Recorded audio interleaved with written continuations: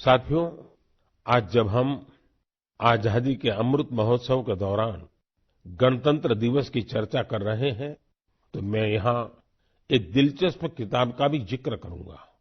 कुछ हफ्ते पहले ही मुझे मिली इस बुक में एक बहुत ही इंटरेस्टिंग सब्जेक्ट पर चर्चा की गई है।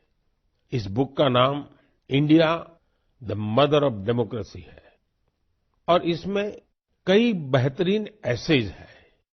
भारत दुनिया का सबसे बड़ा लोकतंत्र है और हम भारतीयों को इस बात का गर्व भी है कि हमारा देश मदर ऑफ डेमोक्रेसी भी है।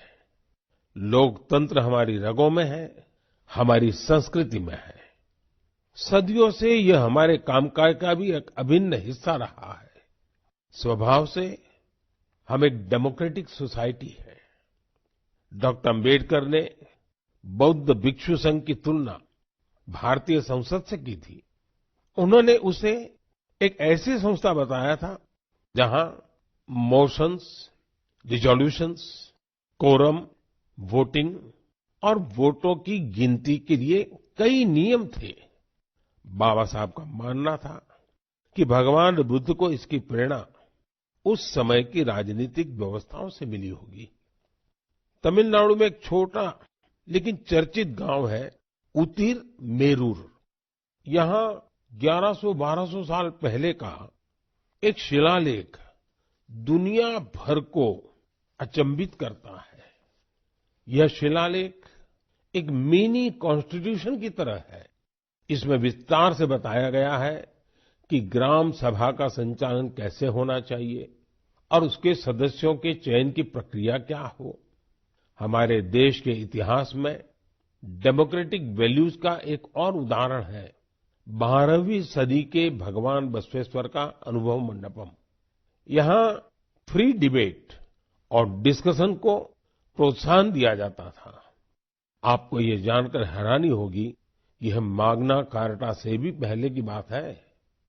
वारंगल के काकतीय वंश के राजाओं की गणतांत्रिक परंपराएं भी बहुत प्रसिद्ध थी। भक्ति आंदोलन ने पश्चिमी भारत में लोकतंत्र की संस्कृति को आगे बढ़ाया। बुक में सिख पंथ की लोकतांत्रिक भावना पर भी एक लेख को शामिल किया गया है, जो गुरु नानक देव जी के सर्वसम्मति से लिए गए निर्णयों पर प्रकाश डालता है। मध्य भारत की उरांव और मुंडा जनजातियों में कम्युनिटी ड्रिवन और कंसेंसस ड्रिवन डिसीजन पर भी इस किताब में अच्छी जानकारी है। आप इस किताब को पढ़ने के बाद महसूस करेंगे कि कैसे देश के हर हिस्से में सदियों से लोकतंत्र की भावना प्रवाहित होती रही है।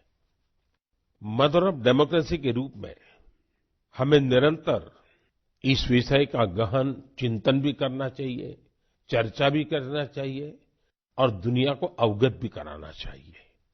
इससे देश में लोकतंत्र की भावना और प्रगाढ़ होगी।